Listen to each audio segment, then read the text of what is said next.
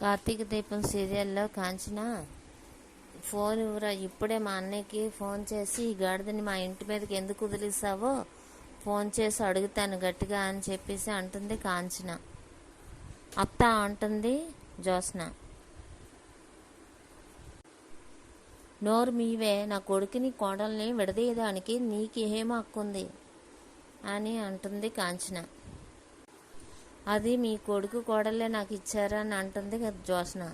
అదే అదే అదే మీ నాన్న అడుగుతాను. బాగా తెగించి తిరుగుతున్నావే అని అంటుంది కాంచన. ఆగమ్మా ఆగమ్మా అంటాడు కార్తీక్. బాయ్. కంపెనీని ఈవిడి గారి చేతుల్లో కానీ పెడితే కంపెనీ అడుక్కు తింటుంది. కంపెనీ వాళ్ళందరూ పని వాళ్ళంతా అడుక్కొని తినాలి అని అంటాడు కార్తీక్. బావా అంటుంది జ్యోత్స్న. బావా ఏంటి నువ్వు సాధించింది ఏంటి? స్ట్రైకులు, బందులు, ధర్నాలు ఇవే నువ్వు సాధించింది. నెంబర్ 1 కంపెనీని నాశనం చేసావు. ఉద్యోగుల జీవితాలని తగలబెట్టావు. మళ్ళీ నువ్వు CEO అవుతున్నావనేసి అందరికీ మోషన్స్ పట్టుకున్నాయి. నువ్వు టెంపరీగా CEO అవుతున్నావని తెలిసి అందరూ ఊపిరి పీల్చుకున్నారు. ఆఫీస్ స్టాఫ్ అంతా ఎండలతో కాదు నీ నీ గాలితోటే చచ్చి ఊరుకుందురు నువ్వు చేసిన దెబ్బ పనికి అని కార్తీక్ అంటే, మాటలతో డామినేట్ తప్ప నువ్వేం చేయలేవు బావా అని అంటుంది జ్యోత్స్న. ఈ పొగరు వల్లే కాంపిటీషన్ పెట్టాను. అందరి సహకారంతో నెగ్గాము. ఇంతకీ మీరిద్దరూ దూరం అవడం ఏట్రా అని కాంచన అంటే, మనమేమీ కల్పవృక్షం కింద లేవమ్మా. కొన్ని ఆశించినప్పుడు కొన్ని భరించాలి అని కార్తీక్ అంటాడు. ఎంతకాలం భరించాలిరా అని ఏడుస్తుంది కాంచన. 2 వారాలే అంటాడు కార్తీక్. ఈ 2 వారాలు దీపను వదిలేసి ఎలా ఉండగలవరా అని కాంచన అడిగితే, ఆషాఢం ఎలాగా మేము వేరుగా లేము, ఇది ఆషాఢం అనుకొని వేరుగా ఉంటామమ్మా అని అంటాడు కార్తీక్. కాకపోతే భార్యని పుట్టింట్లో కాదు అత్తింట్లో వదిలేసి వెళ్ళిపోతున్నాను అంటాడు కార్తీక్. దీప వెళ్ళి నా బ్యాగ్ తీసుకురా అని కార్తీక్ అంటే, మా అన్నయ్యతో నేను మాట్లాడుతాను అంటుంది కాంచన. ఇంకా మాట్లాడడానికి ఏమీ మిగలలేదమ్మా అంటాడు కార్తీక్. అత్త ఇప్పుడు క్లారిటీ వచ్చిందని జ్యోత్స్న అంటే, చెట్టు నీడనున్న నా కొడుకుని పడగ నీడల దగ్గరికి పంపిస్తున్నావు అని అంటది కాంచన. అదేమీ విషము పడగ కాదు అత్త అంటుంది జ్యోత్స్న. అంతకంటే ప్రమాదకరమైన దానివే నువ్వు. నీ కోడలు పోటీకి రాకపోతే ఇదంతా జరిగేది కాదు కదా. అప్పుడు నువ్వు నిందించాల్సింది నన్ను కాదు నీ కోడల్ని అని అంటుంది జ్యోత్స్న. బావా నేను బ్యాగ్ పట్టుకుంటాను అంటుంది జ్యోత్స్న. నువ్వెందుకు, నేను పట్టుకుంటాను అంటాడు కార్తీక్. ఆషాఢం పెళ్లి కొడుకుని దగ్గరుండి తీసుకెళ్ళాలి బావా అంటుంది అని బ్యాగ్ తీసుకుంటుంది జ్యోత్స్న. అమ్మ జాగ్రత్త, మాస్టర్ మీరు ఇంటికి వెళ్ళండి, దీప జాగ్రత్తగా ఉండు అని కార్తీక్ చెప్పేసి బయలుదేరుతారు. శౌర్య అడిగితే ఏం చెప్పాలి బావా అని అడుగుతుంది దీప. నాన్న ఊరెళ్ళాడని చెప్పు అని కార్తీక్ అంటాడు. ఇంకెంతసేపు బావా పద అని చెప్పి చేయట్టుకుని లాగు తీసుకెళ్ళిపోతుంది. అత్త bye, Deepa bye, all of you అందరికీ బాయ్, మళ్ళీ 2 వారాల తర్వాత కలుద్దాం అని అంటూ తీసుకెళ్ళిపోతుంది జ్యోత్స్న. ఇంటికి తీసుకొచ్చేస్తుంది. ఏమే జ్యోత్స్న, నా మనవడికి చివరికి డైవర్ అయ్యావన్నమాట అని పారిజాతం అంటుంది. నీ మనవడు ఇప్పుడు ఆషాఢం పెళ్లి కొడుకులే అని జ్యోత్స్న ధీమాగా అంటే, ఏంటన్నవి అని పారిజాతం అంటుంది.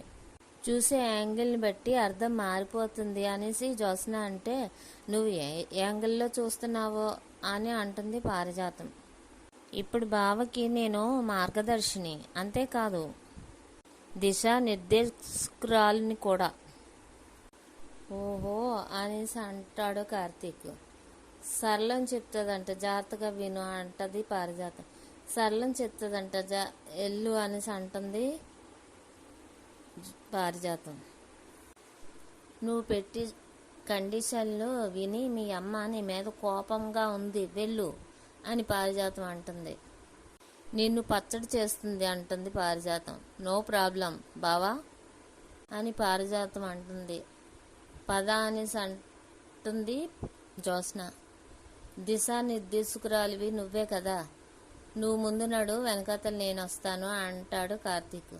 నా అడిజాడల్లో నడుస్తావా బావా, నా అడుగులో అడిగేసుకుంటూ రా బావా అంటుంది జ్యోత్స్న. ఒరే మనవడా, దాని కండిషన్లకి ఒప్పుకోకుండా ఉండాల్సిందిరా మనవడా అని అంటుంది పారిజాతం. ఒప్పుకోక తప్పలేదు పారు అని అంటాడు కార్తీక్. పద అని కార్తీక్ అంటాడు. మీకు ఏ దారి లేకుండా చేసే బాధ్యత నాది అని మనసులో అనుకుంటుంది పారు.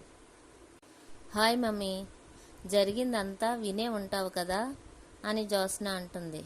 అది అడుగుదామని ఎదురు చూస్తున్నాను అని సుమిత్ర అంటుంది.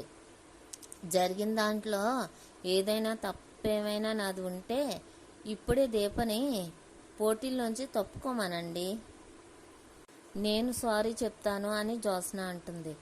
దీప పోటీల్లోంచి తప్పుకుంటే నువ్వు దేనికి సారీ చెప్పాలి అని పారిజాతం అంటుంది. అయినా నీ తప్పు ఉంటే దీప పోటీలోంచి తప్పుకోవడం ఏంటి అని దశరథ అంటాడు. నన్ను సీఈఓని చేస్తామన్నారు, తరువాత దీపం తీసుకొచ్చారు, నాతో పోటీ పెట్టారు, ఇద్దరికీ సమానంగా ఓట్లు వచ్చాయి, అది నా తప్ప? బావ సీఈఓ కాబట్టి అన్నీ తెలుసు, దీపం దగ్గరుండి గెలిపిస్తాడు. నువ్వు మమ్మీ ఒక కూతురిగా నేను ఓడిపోవడం నీకు ఇష్టమైన మమ్మీ అనేసి అంటుంది జ్యోత్స్న. ఓడిపోవడం ఇష్టం ఉండదని సుమిత్ర అంటుంది. కానీ భార్యాభర్తల్ని విడదీయడం తప్పు కదా అని అంటుంది సుమిత్ర. ఒకవేళ దీప నన్ను ఎదిరించుంటే నేను వేరేగా నిర్ణయం తీసుకుందనేమో. వాళ్ళిద్దరూ నా కండిషన్కి ఒప్పుకున్నప్పుడు నేనేం చేస్తాను మమ్మీ? ఇవన్నీ నువ్వు బాగానే చేస్తున్నావు, కానీ పెద్దవాళ్ళం మేము మొహాలు చూసుకోవాలి కదా అని సుమిత్ర అంటుంది. అదేమి మీకు రాకూడదని నేను ఇదంతా చేస్తున్నాను అంటుంది జ్యోత్స్న. అందుకనే నేనే అత్తింటికి వెళ్ళి 2 వారాలే అత్త అని చెప్పి దగ్గరుండి నేనే తీసుకొచ్చాను, దీంట్లో ఎవరు ఏమీ అనుకోకుండా. బావా ఇప్పుడే చెప్పు, దీపని పోటీల్లోంచి తప్పుకుంటే ఇప్పుడే నువ్వు వెళ్ళిపోవచ్చు అని అంటుంది జ్యోత్స్న. ఏం అక్కర్లేదు పెద్ద మేడం గారు అని అంటాడు కార్తీక్. విన్నావా మమ్మీ, ఇందులో నాదేమైనా తప్పుందా అంటుంది జ్యోత్స్న. సరే మీరు ఒకటి అనుకున్నారు కదా, కానివ్వండి, పెద్దవాళ్ళు బాధపడే పరిస్థితిని తీసుకురాకండి అని సుమిత్ర అంటుంది. ఇక్కడ అంతా బాగానే ఉంటుంది, పాపం దీపే కొంచెం ఇబ్బంది పడుతుంది, అయినా అత్తగారు ఉన్నారు కదా బాగానే చూసుకుంటారులే అని పారిజాతం అంటుంది. బావా ఈ రోజు నుంచి 2 వారాలు గెస్ట్ రూమ్లో ఉండొచ్చు అని అంటుంది జ్యోత్స్న. హ్యాపీ అని అంటాడు కార్తీక్. అయితే పెద్ద మేడం గారు 2 వారాలు గెస్ట్ రూమ్లో ఉండాలన్నమాట అనేసి అంటాడు కార్తీక్. అవును అంటుంది జ్యోత్స్న. అరే కార్తీక్ నీతో మాట్లాడరా అని దశరథ్ అంటే, రండి మావయ్య రూమ్కి వెళ్ళి గెస్ట్ రూమ్కి వెళ్ళి మాట్లాడుకోవచ్చు అంటాడు కార్తీక్.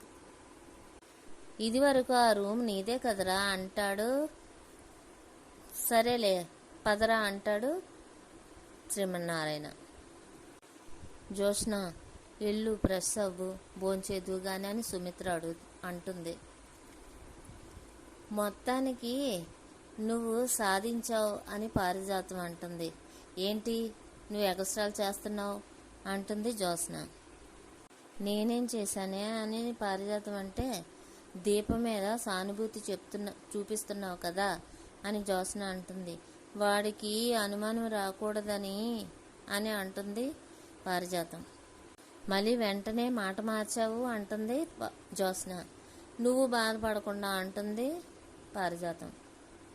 ఇలా మాట్లాడితేనే బావకి మన మీద అనుమానం వచ్చేది అని జ్యోత్స్న అంటుంది.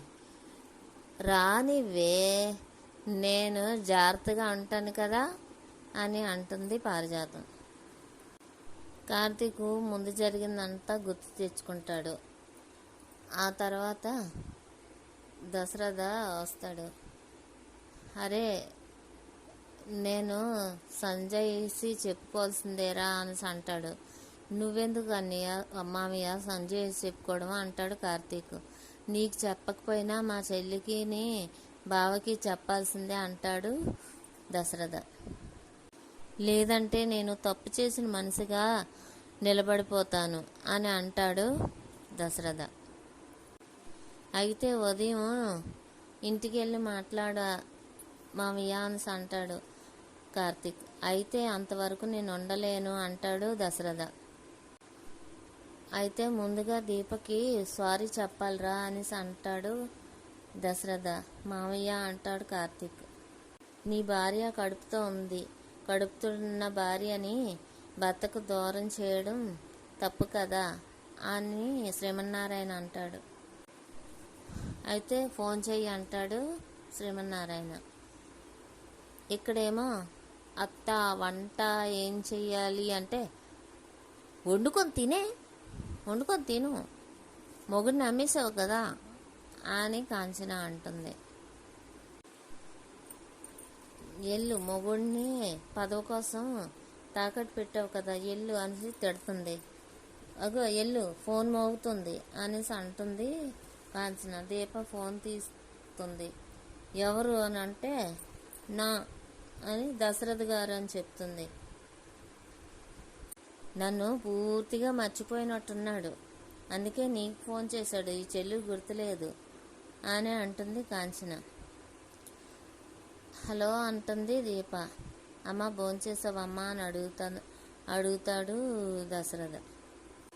బావ భోంచేశారా అని దీప అంటుంది. ఆయన భోంచేశారా బావా అని అంటుంది దీప. నన్ను క్షమించమ్మా అని అంటాడు దశరథ. నువ్వేం తప్పు చేసావని అంటాడు దశరథ. చేసిందంతా చేసి ఇప్పుడు క్షమాపణలు అడుగుతారా, ఆ ఫోన్ ఇటువు కాంచన అంటుంది. మా అత్తయ్య ఫోన్ ఇమ్మంటున్నారు అని దీప అంటే మళ్ళీ పర్మిషన్లు కూడా తీసుకోవాలి అని కాంచన అంటుంది.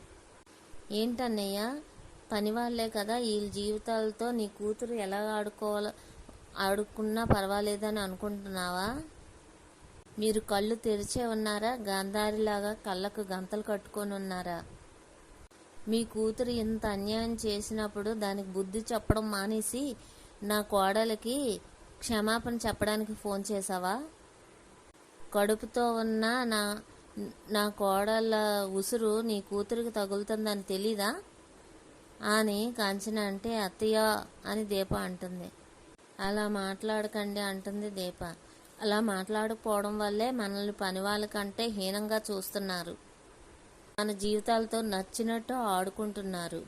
ఓ మీకే, మీరు మీ కంపెనీలు అందరూ సంతోషంగా ఉన్నారు, మేమే గాలికి చెదిరిపోయిన పక్షిలాగా ఏడుస్తూ ఉన్నాను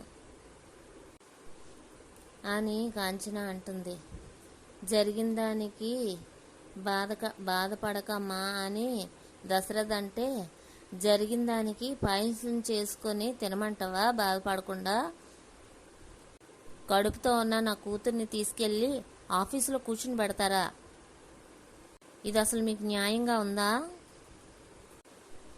నాన్నకి ఫోన్ ఇవ్వు, ఇంటికి పెద్ద మనిషి కదా. న్యాయం కొడుకు పిల్లలకేనా, కూతురు పిల్లలకి లేదా? ఎంత పక్షపాతం చూపిస్తున్నారేమన్నయ్య. ముందు నాన్నకు ఫోన్ ఇస్తావా, ఇంటికొచ్చి మాట్లాడమంటావా అని కాంచన అంటుంది. నాన్న మాట్లాడు అంటాడు దశరథ.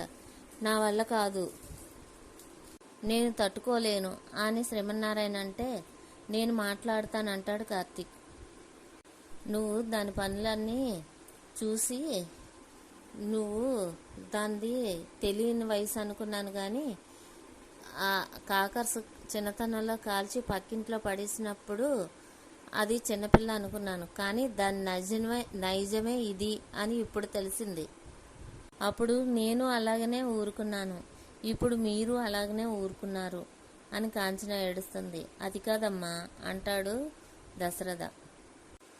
వీలైతే నాన్నకి నా మాటగా చెప్పు.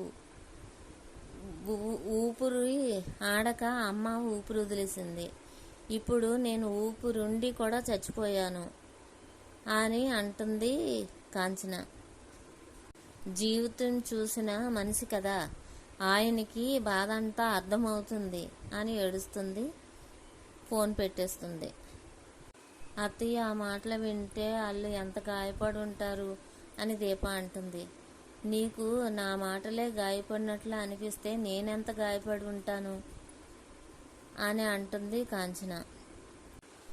తాత మాటలు వింటే ఎంత బాధపడి ఉంటారో అనేసి అంటుంది దీప. ఇక్కడేమో నా కూతురి మాటలు వింటుంటే నేను చచ్చిపోవాలన్నట్టుగా ఉంది అని అంటాడు శ్రీమన్నారాయణ.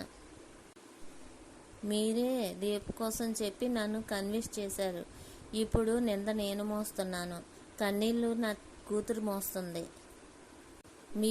మీరు ఏం చేస్తారో నాకు తెలియదు. రేపు ఉదయం కల్లా నా కూతురు నవ్వుతూ ఉండాలి, లేదంటే నేనేం చేస్తానో. ఏం చేస్తాడనుకున్నారు? మోగవాడిలాగా 4 గోళ్ల మధ్య ఉండిపోతాను అని కుంటూ వెళ్ళిపోతాడు శ్రీమన్నారాయణ. నాన్న అంటాడు దశరథ. ఇప్పుడు ఏం చేద్దాం కార్తీక్ అంటాడు దశరథ. నేను చెప్పినట్టు చెయ్యు అంటాడు కార్తీక్. ఏం చేసినా నాన్న కోపం పోవాలి, నా చెల్లు బాధ పోవాలి అని అంటాడు దశరథ. మీరే చెయ్యాలి మామయ్య అంటాడు కార్తీక్. ఏం చెయ్యాలి అంటాడు దశరథ. ఇప్పుడు వరకు కూతురు కోసం చేశాను, ఇప్పుడు తండ్రి కోసం చెల్లి కోసం చేస్తాను. చెప్పరా, ఏం చేయమంటావు చెప్పరా అని అంటాడు దశరథ. ఎవరు బాధపడకుండా ఉండాలంటే అదే చెయ్యాలి, అదే చేద్దామని చెప్పి ఏదో చెప్పేస్తాడు కార్తీక్. ఇక్కడ ఎలా ఉండగా ఈరోజు ఫస్ట్ డే ఆఫీస్కి వెళ్ళాలి కదా, మనవరాలు ఎలా ఉంది అని అనుకుంటూ ఉంటుంది పారిజాతం. ఎలా ఉంది అనుకొని వస్తుంది జ్యోత్స్న. అద్దరిపోయిందే అంటుంది పారిజాతం. ఫస్ట్ డే ఆఫీస్కి వెళ్ళాలనుకుంటే ఈ మాత్రం ఉండాలి అని అంటుంది జ్యోత్స్న. దీప కూడా వస్తుంది కదా అని అంటుంది పారిజాతం. దాని బొంద, అది మొగుడు దూరమయ్యాడని ఏ దారిమందమో పట్టుకొని ఏడుస్తూ కూర్చుంటుంది ఒక మూల అని అంటుంది జ్యోత్స్న. అదే జరిగితే ఎంత అని అంటుంది పారిజాతం. ఏంటి బాగుంటుంది అన్నబోయి ఆగిపోయావే అంటుంది జ్యోత్స్న. తలెత్తి చూడవే అంటుంది పారిజాతం. హాయ్ మేనకోడలా, ఎలా ఉన్నావు అని కాంచన అంటుంది. అదేంటి ఎందుకు వచ్చారు అని అంటుంది జ్యోత్స్న.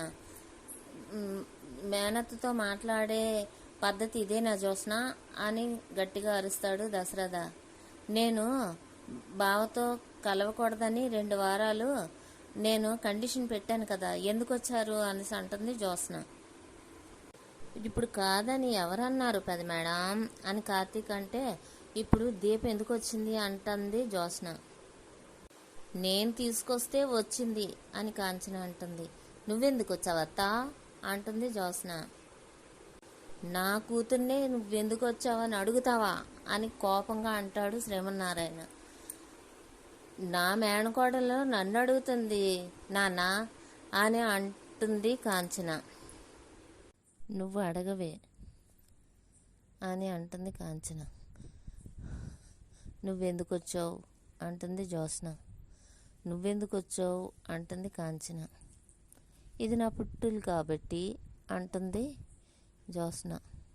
ఇది కూడా నా పుట్టిల్లు కాబట్టే అంటుంది కాంచన. నీ అనుభవంతో తెలివితేటలతో పోటీ పడలేనత్త అని జ్యోత్స్న అంటే, పోటీ పడమని ఎవరు చెప్పారు అని కాంచన అంటుంది. ఇది నీ పుట్టిల్లు కాబట్టి రావచ్చు. దీప్ ఎందుకు వచ్చింది అంటుంది జ్యోత్స్న. దీప్ ఎవరు అంటుంది జ్యోత్స్న.